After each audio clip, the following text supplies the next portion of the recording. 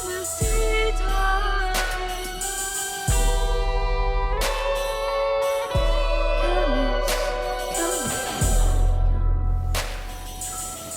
Hello everyone and welcome back to Chemistry Time. So far we have looked at several models relating to the formation of molecules, including the Lewis model, VSEPR, and hybridization, which is also known as valence bond theory.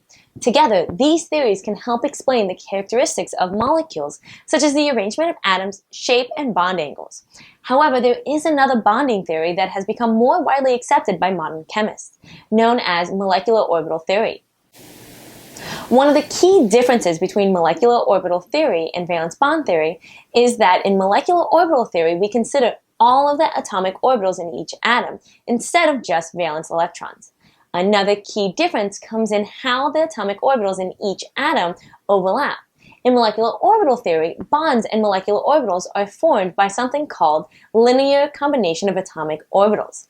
This theory states that when an atomic orbital from each atom combines in a bond, they form two molecular orbitals. One of these orbitals is known as a bonding orbital, and one is an anti-bonding orbital. In a bonding orbital, the two atomic orbitals overlap, resulting in a lower energy molecular orbital. Electrons occupying these bonding orbitals increase the stability of the chemical bond. In contrast, anti-bonding orbitals occur when the two atomic orbitals do not overlap, resulting in a higher energy molecular orbital. Electrons occupying anti-bonding orbitals decrease the stability of a chemical bond.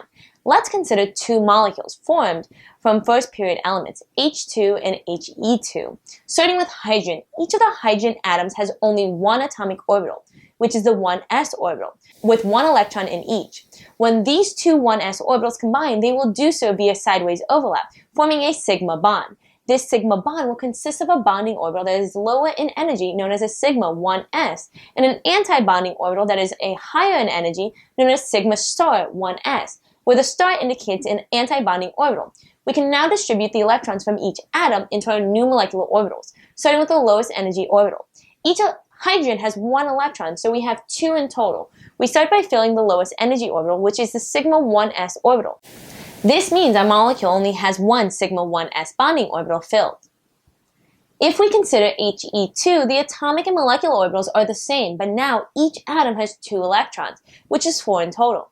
When we distribute these electrons, we can see that both the sigma 1s bonding and anti-bonding molecular orbitals are filled. The presence of electrons in the anti-bonding orbital makes He2 unstable. We can determine how stable a bond is by calculating the bond order. The bond order of a molecule is equal to the number of electrons in bonding orbitals minus the number of electrons in anti-bonding orbitals, all divided by 2. H2 has 2 electrons in bonding orbitals and none in anti-bonding orbitals, therefore the bond order is 1. He2 has 2 electrons in each bonding and anti-bonding orbitals and will have a bond order of 0. Remember that the higher the bond order, the stronger and more stable the bond. A bond order of 0 indicates that a bond is now present and the molecule does not exist. If we continue into the second period, the two s atomic orbitals can combine in the same way, forming the sigma 2s and sigma star 2s molecular orbitals. However, once we get to the 2p subshell, things start to get a little bit more complicated. We know that there are 3 different p orbitals, each oriented along a different axis. This means that when one pair of the p orbitals overlap, they will do so by sideways overlap, forming the sigma 2p bonding and sigma star 2p anti-bonding orbitals. The remaining 2 pairs of p orbitals are parallel to each other when they combine. It results in pi bonding, giving us 2 pi 2p bonding and 2 pi star 2p anti-bonding orbitals. An interesting note to point out is that for molecules with 14 or fewer total electrons, such as B2, and the sigma 2p orbital becomes lower in energy. But for molecules with 15 or greater total electrons, they switch. The pi 2p bonding orbitals are lower in energy than the sigma 2p bonding orbital. Let's look at an example of a second period diatomic molecule. Consider oxygen gas, O2. Let's fill in the molecular orbital diagram and use it to determine the bond order. We start off with the atomic orbitals for each oxygen atom, starting with the 1s orbital. Now we can determine the molecular orbitals that will form when each pair of atomic orbitals overlap. Each of these atoms contains 8 electrons, so we have 16 in total. We use the electrons to fill our molecular orbitals in order of increasing energy, starting with the sigma 1s orbital. We then calculate the bond order based on the total number of bonding electrons, which is 10, and the total number of anti-bonding electrons, which is 6, giving us an overall bond order of 2. These orbital diagrams can also show us whether a molecule is paramagnetic or diamagnetic. Atoms or molecules that are paramagnetic contain unpaired electrons and are attracted to external magnetic fields. Atoms or molecules that are diamagnetic contain no unpaired electrons and do not respond to a magnetic field. So in our previous example, O2 is paramagnetic because there are 2 unpaired electrons in the pi star 2p orbitals.